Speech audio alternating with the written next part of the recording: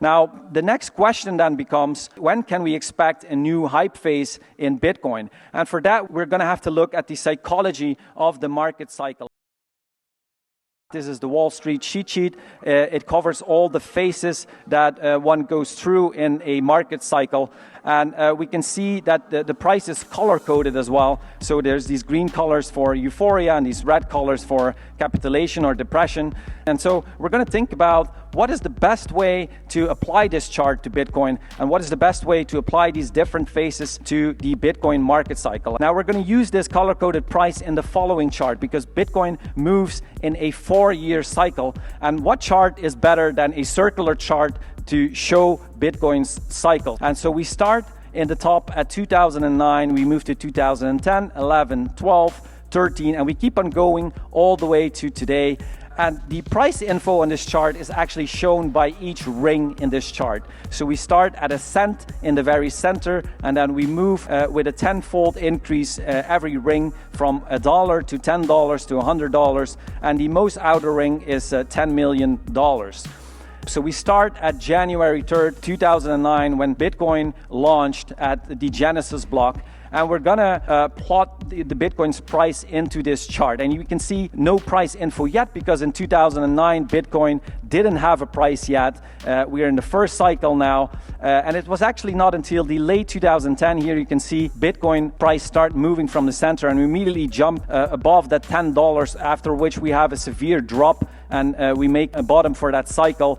We're now already in the year 2012 and we get there, that blue dot that you just showing is the halving, which causes this supply shock and it causes an increase in price. Now we are in the year 2014 already. We had a peak at the end of 2013 and we make a bottom now there at the beginning of 2015.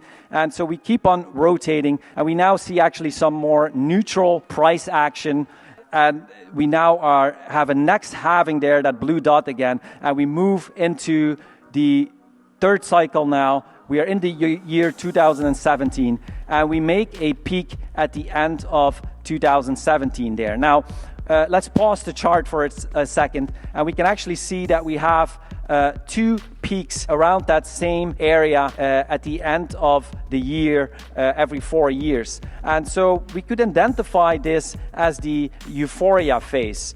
And if this is the euphoria phase, then we can also actually start identifying the other phases. And so after euphoria actually comes complacency, where people think that we just need to cool off a little bit. And so let's start adding in these other phases. So we can actually now see that we move to complacency, to denial, and people start then panicking. Why is everyone selling? And then we move into the capitulation phase where people cannot afford any more losses and they capitulate, and we make a bottom at that phase. And then we move into the depression where people become a bit angry, and then we move into stagnation. So the price is kind of going sideways, so we're stagnating. We get the disbelief phase where people start also doubting soon after, and then there's actually some hope because the halving happens and we move into the next phase where people become a little more calm because the price went up a little bit and they become more optimistic, and then they really start believing again in Bitcoin and they really think like it's time to invest. And then we get a small intermission which is followed by thrill, where everyone thinks, I got to tell everyone to buy, this is amazing. And then we feel like a genius and we make a cycle peak at 69K there, and we move back into complacency and it starts all over, denial, and we move again back into the panic. Why is everyone selling? We now feel like an idiot at the depression phase. And we move back again, we have to endure, and we move again into that stagnation phase where price kind of is choppy and sideways. And we're actually now at the end of that stagnation phase. We're kind of moving into that disbelief phase, which is followed by a phase of doubt. And then the next halving will actually be at this blue line that you can see here. So the halving moves back a bit with every cycle because the halving is just slightly less than 4 years. So that's why these blue dots are kind of moving backwards with every cycle. Now, the next halving is less than 6 months away, and so leading up to the halving, we actually have the phase of disbelief and doubt, and so we cannot expect price to do much impressive things until the halving. But after the halving, we get this spark of hope, and so I think people will become a little more calm and optimistic and start believing once again, and then we get our next euphoria phase towards the end of 2025 if the cycle keeps moving in a similar fashion. Now, so if we look at all the bottoms here in this red circle, you can see that all the bottoms are kind of in a similar position. And as for the Bitcoin cycle peaks, which are all in a similar position. And so far, we are exactly on track in the 4-year cycle. We are also in a phase of stagnation and choppy price behavior, which is normal for this stage of the cycle.